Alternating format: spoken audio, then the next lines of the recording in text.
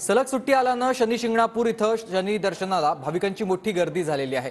त्यातच उद्या 25 डिसेंबर पासून विविध मागण्यांसाठी देवस्थानचे कर्मचारी संपावर जाणार आहेत। त्यामुळे मंदिर व्यवस्था कोलमडण्याची शक्यता आहे। शनी शिंगणापूर येथील शनेश्वर देवस्थानचे 400 कर्मचारी संपावर जाण्याचा आता त्यांचा हा निर्णय आहे आणि या सगळ्याचा आढावा घेतला माझ्या सहकार्याने।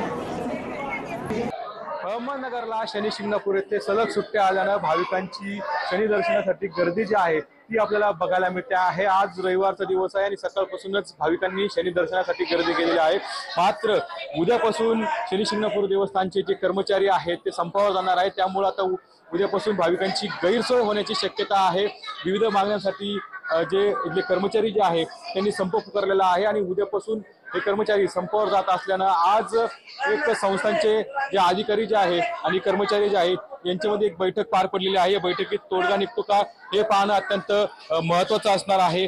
मात्र आपल्या भूमिकेवरती कर्मचारी ठाम असल्यानं आता उद्यापासून भाविकांची शनी शिंगणापूर येथे गैरसोय होण्याची शक्यता आहे। कुणाल जायकर, TV9 मराठी, शनी शिंगणापूर, अहमदनगर।